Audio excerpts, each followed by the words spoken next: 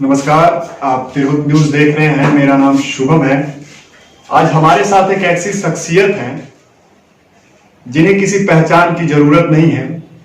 हालांकि अगर हम उनके बारे में अगर आपको बताएं तो वो उनकी राजनीतिक यात्रा बहुत लंबी रही है। किसानों की राजनीति उन्होंने की है, किसानों के लिए लड़ा है। जॉर्ज फर्नांडिस, राजनारायण, इनको अपनी प्रेरणा मान के वो राजनीति में आगे बढ़े हैं। जहानाबाद के पूर्व सांसद है वो, 2 बार लोकसभा जा चुके हैं, 1 बार विधान परिषद के सदस्य रहे हैं। हमारे साथ आज डॉक्टर अरुण कुमार हैं, जहानाबाद के पूर्व सांसद और राष्ट्रीय सब लोग पार्टी के राष्ट्रीय अध्यक्ष। बहुत बहुत स्वागत है तिरहुत न्यूज में सर आपका। बहुत धन्यवाद। मेरा पहला प्रश्न है, जो अभी वर्तमान परिस्थिति है, देश में कोरोना का एक काल चल रहा है। आज लॉकडाउन 4 का अंत होगा और कल से अनलॉकडाउन, मतलब कल से धीरे धीरे छूट दी जाएंगी। लेकिन बिहार में जैसे बढ़ रहा है कोरोना का संक्रमण, बिहार में बहुत ज्यादा बढ़ रहा है। 3500 के करीब मामले चले गए हैं। प्रवासी लगातार आ रहे हैं। इस पे आपका क्या मत है कि मतलब बिहार में किस तरह से इसको आगे बढ़ाया जाए, इस लॉकडाउन को? क्योंकि अभी भी लॉकडाउन अगर है 4, फिर भी भीड़ दिखाई दे रही है जो मार्केट है उसमें। तो आपका इस पे क्या मत है? देखिए, कोरोना से लोग व्यथित हैं, पीड़ित हैं, और इसकी व्यथा की कहानी कोई कहने की जरूरत नहीं है। सबसे ज्यादा इससे प्रभावित हैं मजदूर। उसका कारण ये है कि आर्थिक रूप से, इंफ्रास्ट्रक्चर के हिसाब से, इंडस्ट्री के हिसाब से, एग्रीकल्चर के हिसाब से बिहार सबसे कमजोर राज्य है। पहला 15 वर्ष का जो लालू प्रसाद जी का शासन रहा, उसमें भी लोगों ने सिर्फ शासन किया, वेलफेयर सरकार की कोई बात हुई नहीं। और उसी अराजकता से नीतीश कुमार पैदा हुए, उसी अराजकता से निकल करके। हालांकि उस अराजकता के वो भी हिस्सेदार थे, वो भी पार्टनर थे, लेकिन फिर भी जब आवाम परेशान हो जाती है तो कहीं आशा की किरण बनती है। और जॉर्ज फर्नांडिस एक बड़े आशा के किरण थे, जिनके नेतृत्व में पार्टी का निर्माण हुआ और ये सारी चीजें आगे बढ़ी। जेडीयू सत्ता में आई, सुशासन बाबू सत्ता में आए। शुरू के 5 वर्षों में कुछ काम हुआ, लेकिन ये जो उनका सेकंड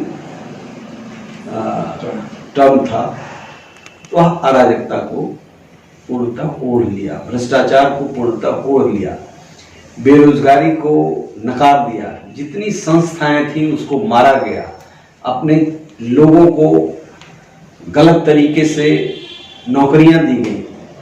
नतीजा ये हुआ कि राज्य एक संपूर्ण अराजकता का शिकार हो गया। और इसी में कोरोना जैसा संकट सामने आया, पूरे देश के सामने, दुनिया के सामने। लेकिन एक लिजलिजा सत्ता के सामने, कमजोर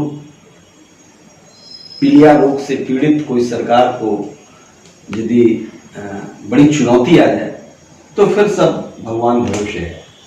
तो यहाँ भी कोरोना है, लेकिन कोरोना भगवान भरोसे है। लेकिन यहाँ के लोगों में जिजीविषा है, और यह बड़ा फैक्टर है किसी चीज से लड़ने में। जिजीविषा बड़ा फैक्टर है, जिसको कहते हैं विल पावर। तो यहाँ के मजदूरों में भी, मध्य वर्ग में भी विल पावर बड़ा स्ट्रांग है। विल पावर स्ट्रांग नहीं होता तो 2000 किलोमीटर पर पैदल चल करके यहाँ लोग नहीं आते। मौत को अंगीकार करके भी चुनौती को स्वीकार करते हैं। यह यहाँ के जो डीएनए है, जो जीन है, उसमें है लड़ने, अंतिम दम तक लड़ेंगे, अंतिम सांस तक लड़ेंगे। उसमें बहुत लोग, बहुत महत्वपूर्ण जीवन खप भी गया, बहुत लोग मौत को अंगीकार कर लिए, लेकिन हार नहीं माने। कोरोना से अभी 9 लोगों की मृत्यु हुई है।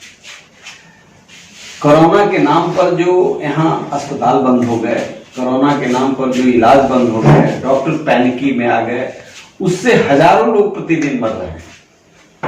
अब 9 पर चिंता इनकी इतनी है, सिर्फ चिंता है, कर्म कुछ नहीं है। क्वारंटाइन सेंटर की स्थिति, जांच की स्थिति, यह अकल्पनीय है। तो मैं समझता हूं कि इससे भी, जैसे बाढ़ से, सुखाड़ से, जल जमाव से लोग निकल आता है, जब निकल आता है तो फिर एक नई जिंदगी शुरू होती है। तो कोरोना से भी निकलेगा, एक नई जिंदगी शुरू होगी। सरकार के भरोसे कुछ नहीं होने वाला है। सरकार और जिंदगियों को लील रहा है। इतनी अराजक स्थिति है, कोरोना में लोग बंद हैं और अपराधी सड़क पर हैं, रेपिस्ट सड़क पर हैं। तो यह बहुत बड़ा प्लॉट है हमारे शासन व्यवस्था पर। लेकिन मीडिया पर कब्जा है सरकार का। 100 करोड़ रुपया खर्च करते हैं गरीब जनता के टैक्स का, भले अस्पताल नहीं बने, डॉक्टर की बहाली नहीं हो, अच्छे शिक्षक नहीं हो, शिक्षक पिटाएं। कोरोना में भी शिक्षक ही लगाया जा रहा है, नियोजित शिक्षक।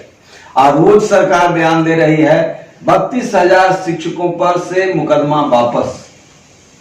इस शिक्षकों पर मुकदमा करना ही हम समझते हैं कि गलत है। रोज अखबार में पृष्ठ छप रहा है, अखबार उनका है, उनको भी, अखबार वालों को भी सोचना चाहिए, रोज ये बेकार की बात क्यों छापते हैं। तो 32,000 शिक्षकों पर मुकदमा वापस, मुकदमा वापस। अरे अपराधियों पर मुकदमा वापस आप कर रहे हो, उसको सीआईडी में डाल करके। रामाश्रय कुशवाहा की हत्या हुई गोपालगंज में, अभी गोपालगंज में, उसके बाद नरसंहार हुआ, उसके पहले एक मिश्रा जी की हत्या हुई, लगातार हत्याएं हो रही। पुलिस के इंस्पेक्टर, सब इंस्पेक्टर की भी हत्या हुई। लेकिन है गुड गवर्नेंस, ये बैड गवर्नेंस नहीं है। लोग मर रहे हैं, मरे, इलाज के बिना, शिक्षा के बिना, कुव्यवस्था के कारण मरे, है सुशासन। तो ये इस अराजकता से, इन चुनौतियों से आवाम जूझ रही है। कोरोना से भी जूझते हुए कुछ मरेंगे, कुछ बचेंगे, निकल जाएगा। विल पावर है। आपने एक शब्द का प्रयोग किया, सुशासन।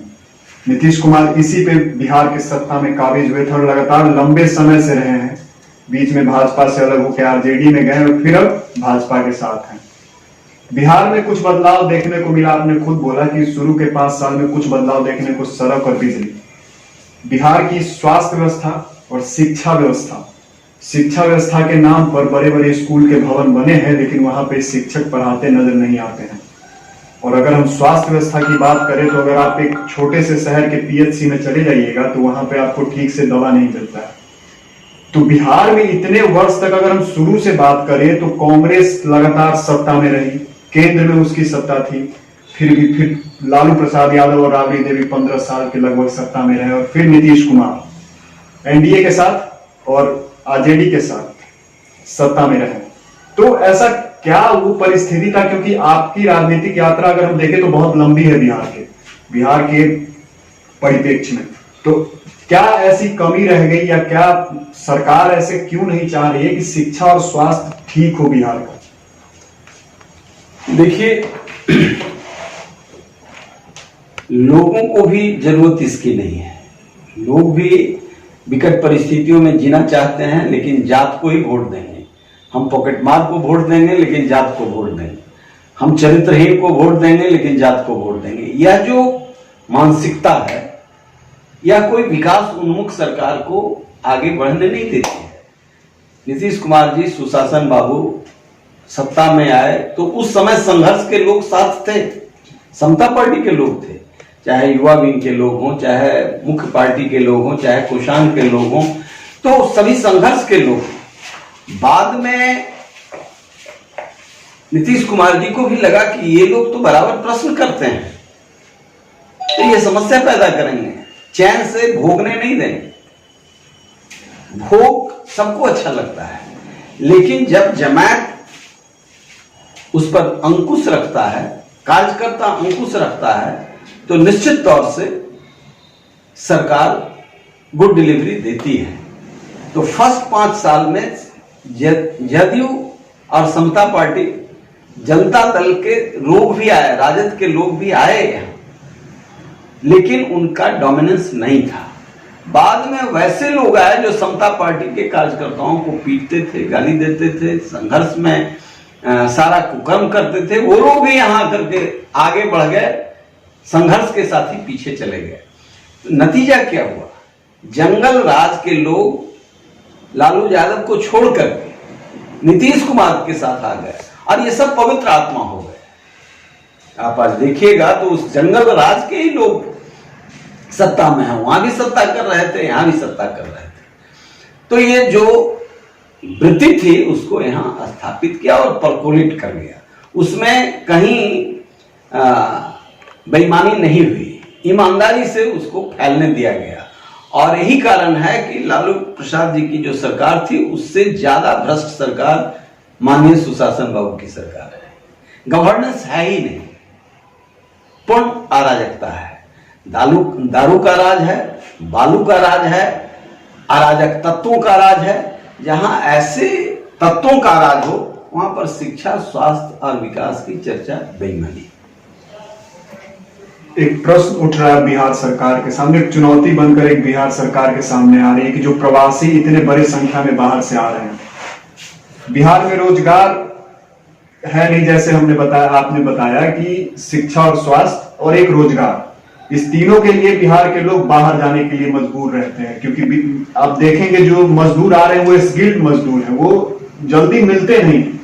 लेकिन बिहार में रोजगार की स्थिति यह है कि यहाँ जो चीनी मिल थी, अगर आप मिथिलांचल की बात करें तो बहुत ऐसी चीनी मिल थी जो बंद पड़ी हुई है। ऐसे बहुत फैक्ट्रीज थे वो बंद पड़े हुए हैं।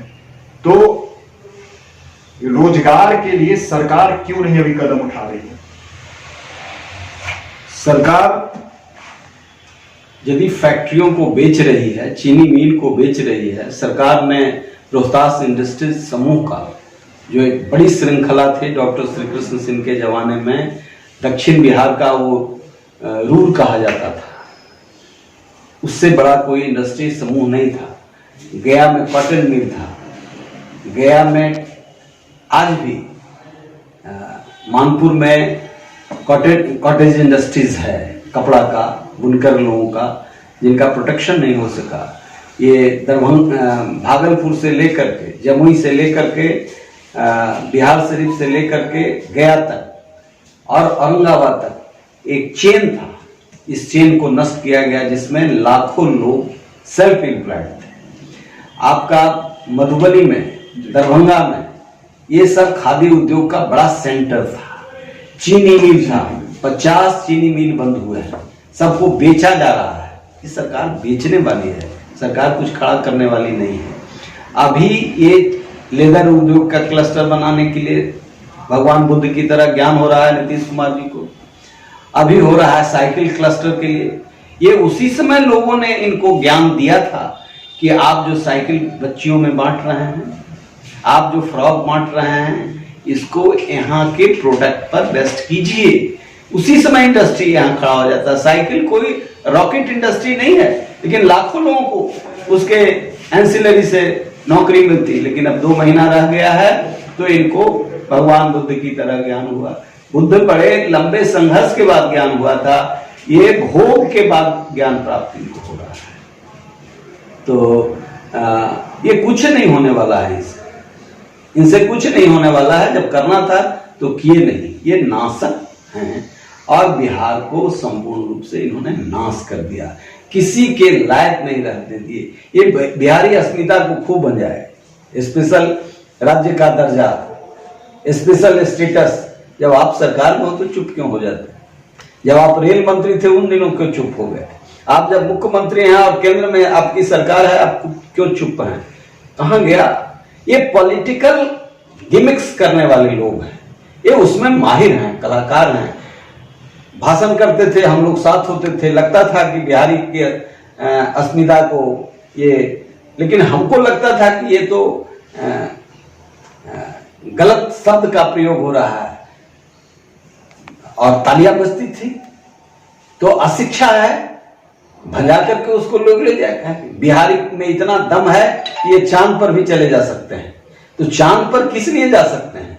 बिहारी जहां गए हैं शोषण कराने के लिए गए हैं। जहां बिहारी गए हैं उनको बिहारी लोग नहीं कहता है, बिहारी कहने से भी कतराता है। उनको अपने में समेट लेना चाहते हैं, जो आईएएस हैं, आईपीएस हैं, प्रोफेसर हैं, जो अपनी प्रतिभा के धनी हैं, लेकिन मजदूरों को बिहारी कहा जा रहा है, धक्का दिया जा रहा है, गालियां दी जा रही हैं और ये करोड़ों में है, ये करोड़ों में है। और ये पलायन दुगना हुआ है। लालू यादव के समय में 1 करोड़ था तो नीतीश कुमार के समय में 2 करोड़ हुआ है। अब रोज लोगों को जंगल राज का याद दिलाते हैं, रोज इस समय फेसबुक पर आ रहा है जंगल राज का याद। अरे ये महाजंगल राज है, वही राज ज्यादा अच्छा था।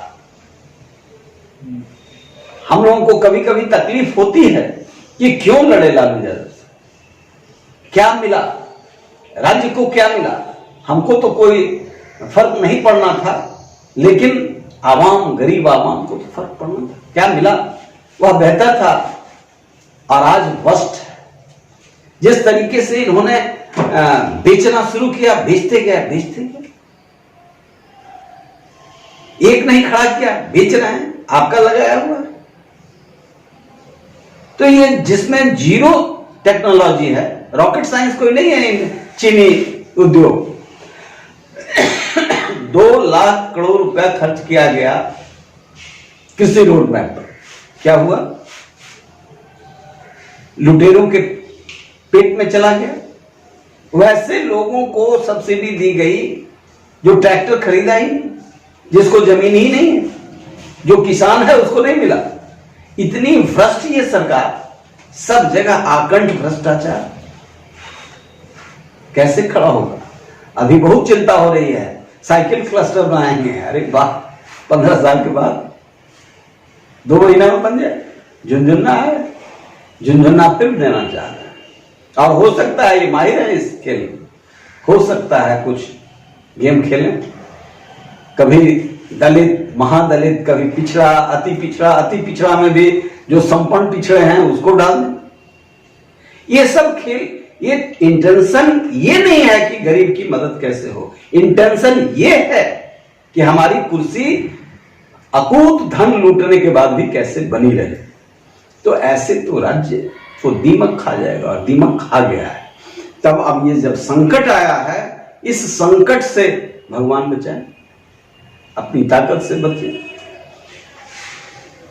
एक प्रश्न है, आप एक सिर्फ नेता नहीं हैं, हम जब आपके बारे में पढ़ रहे थे तो देश के बुद्धिजीवियों में आप गिने जाते हैं। आपके पास वो अनुभव है जो बहुत लोगों के पास नहीं है। बिहार पे हमेशा इल्जाम लगता रहा जातिवाद का, चाहे लालू प्रसाद यादव का जमाना रहे, उसके बाद फिर नीतीश कुमार। मतलब बिहार इस कलंक से कम मुक्त होगा जातिवाद के तौर पे किसी सरकार को चुनना कब तक? बिहार ऐसा नहीं कि सिर्फ बिहार में है, भारत के अभी अगर हर राज्य में आप चले जाइए तो साउथ में भी बहुत ऐसे हैं जो उस हिसाब से वोटिंग करते, लेकिन कब तक? क्योंकि बिहार का जो स्थिति अब धीरे धीरे बहुत और खराब होता जा रहा है। जो प्रवासी आए हैं उनको रोजगार कहां से देना है, वो जिएंगे कैसे, खाएंगे कैसे, इन सब चीजों को। और 2 महीने बाद फिर चुनाव है। एक आपने बताया अपराध, उसी से मैं जोड़ के आपसे पूछ रहा हूं कि गोपालगंज, जिसमें तेजस्वी यादव पूरी तरह एक्टिव हैं, अपने विधायकों के साथ जाने वाले भी थे, लेकिन प्रशासन ने रोक दिया। तो जीतन राम मांझी ने आरोप लगाया कि जब गया में एक नरसंहार हुआ उसमें वो नहीं जाते हैं, और गोपाल मतलब वहां पे भी कहीं ना कहीं जातिवाद का उन पे आरोप लग रहा है। तो ये जातिवाद से आखिर बिहार मुक्त कैसे हो?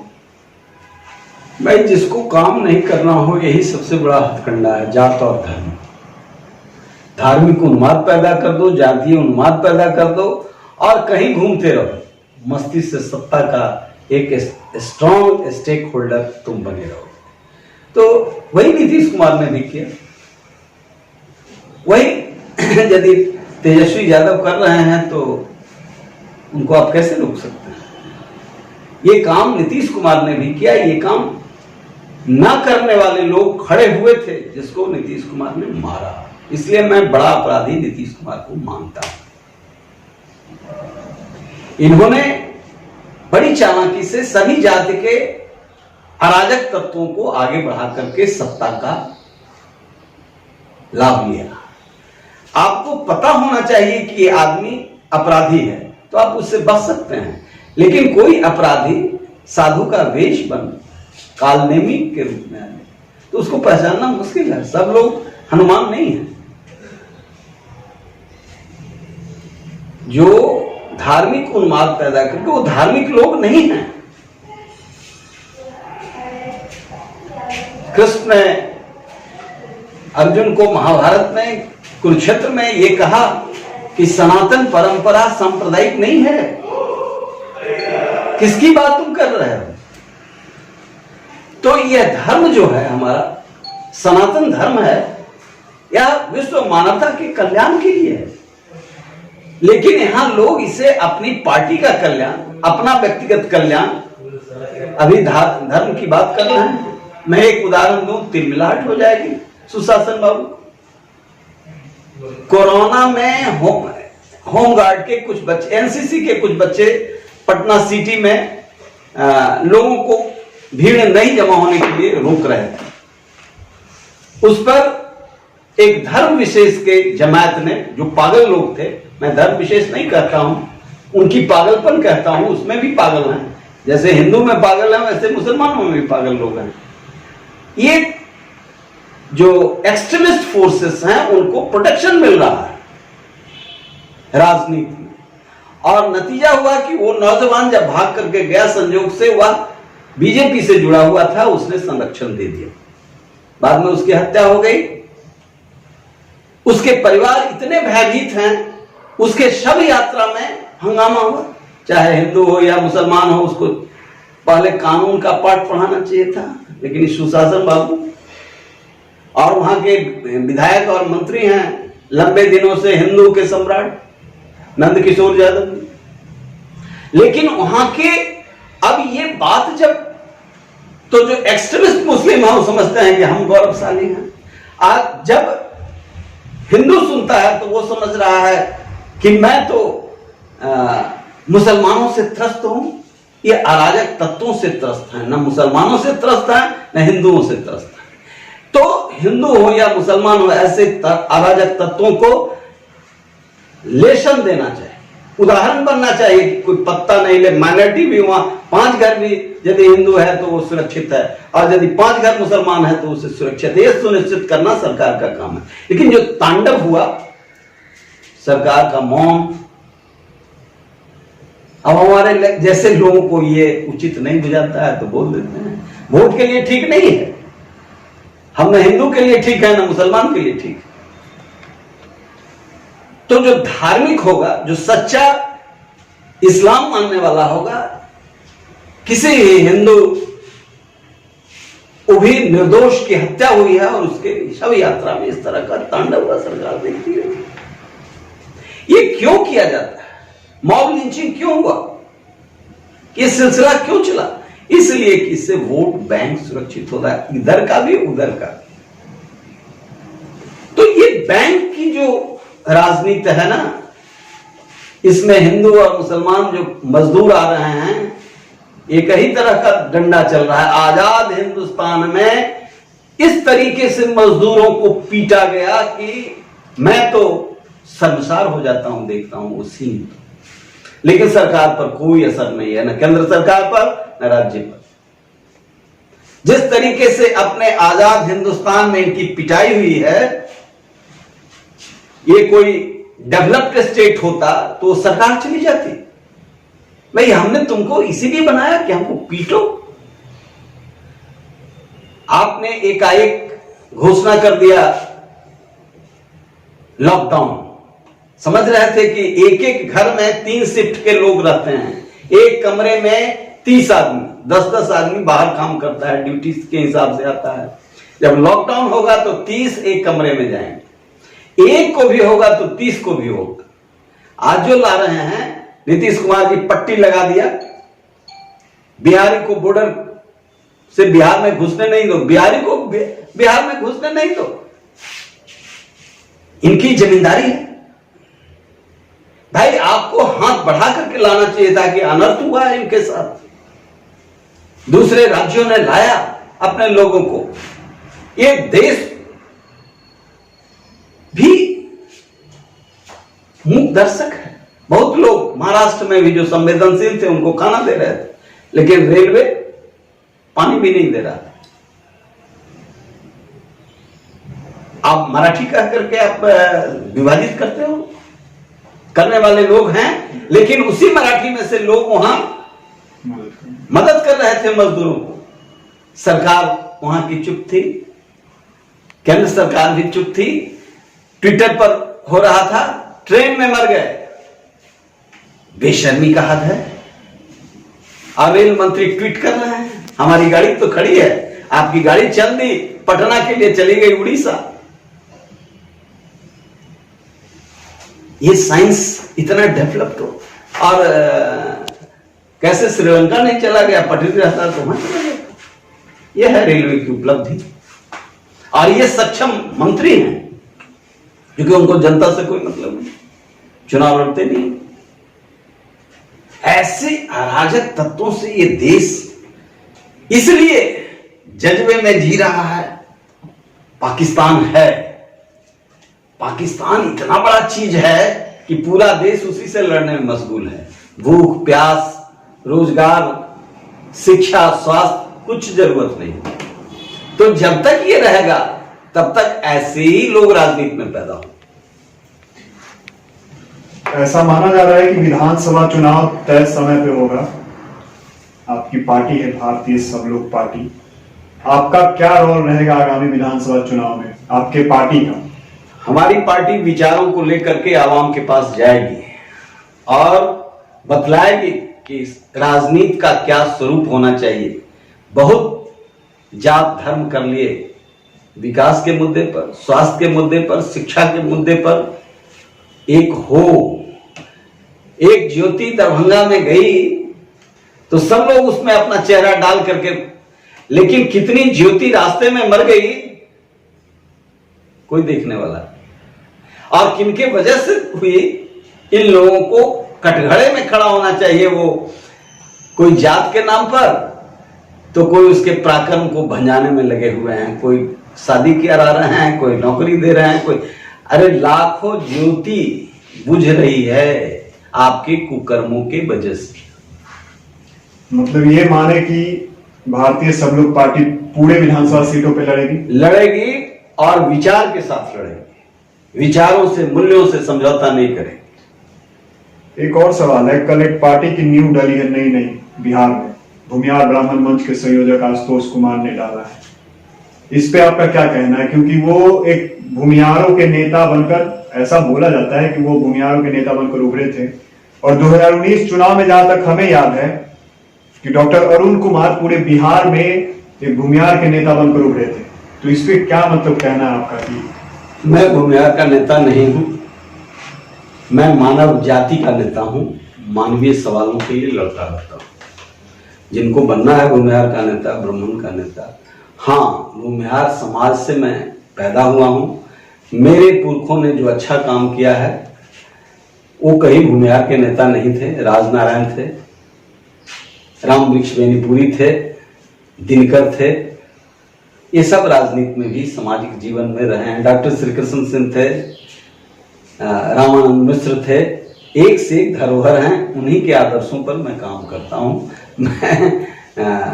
मेरे समाज के लोगों ने, मेरे पुरखों ने दलितों, शोषितों, पीड़ितों की आवाज बनने का काम किया है, बिहार का गौरव बढ़ाया है, देश का गौरव बढ़ाया है। राजनारायण आपातकाल के धूमकेतु थे। राजनारायण की जात से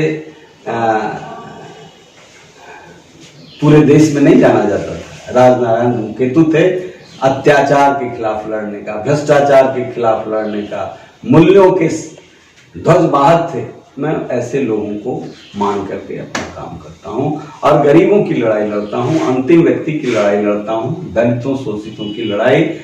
हाँ, हमारे समाज पर भी, हमारे स्वाभिमान पर भी कोई अत्याचार हो तो उससे भी, उस अराजक तत्वों से भी मैं लड़ने में संकोच नहीं करता। अंतिम प्रश्न, प्रश्न नहीं है, ये आपके ऊपर है। आप अंत में क्या कुछ कहना चाहते हैं, और एक कोरोना का भी माहौल है तो उसमें आप लोगों से क्या अपील करना चाहते हैं? देखिए, दुनिया एक गांव है और कोरोना यह जग जाहिर है कि चीन के आर्थिक और वर्चस्व की दुनिया में लड़ाई की एक कुत्सित मानसिकता की उपज है। यह लिबर्टी में पैदा किया हुआ संक्रमण है। पहली बात तो चाइना हमारा दुश्मन नंबर 1 है, ये डॉक्टर लोहिया ने भी कहा, जॉर्ज फर्नांडिस ने कहा। भले हमारे प्रधानमंत्री जी इस बात को गाते रहे लेकिन एक्शन में नहीं आए। मैं प्रधानमंत्री जी से भी निवेदन करना चाहूंगा और खासकर आवाम से निवेदन करना चाहूंगा कि इस कोरोना के संकट का एकमात्र कारण है तो चीन है। चीन के एक एक सामान का बहिष्कार करना चाहिए। हम यही आवाम से, बिहार नहीं हिंदुस्तान के लोगों से कहना चाहेंगे, चीन से मुक्ति पाओ, देश को आर्थिक गुलामी से बचाओ। बहुत बहुत धन्यवाद सर बात करने के लिए। तो ये थे जहानाबाद के पूर्व सांसद, भारतीय सब लोग पार्टी के राष्ट्रीय अध्यक्ष डॉक्टर अरुण कुमार, जिन्होंने साफ साफ कहा है कि विधानसभा, आगामी विधानसभा में वो पूरे जोर से चुनाव में उतरेंगे और सभी सीटों पर लड़ेंगे। सहयोगी आकाश मिश्रा के साथ शुभम कुमार, तिरहुत न्यूज, पटना।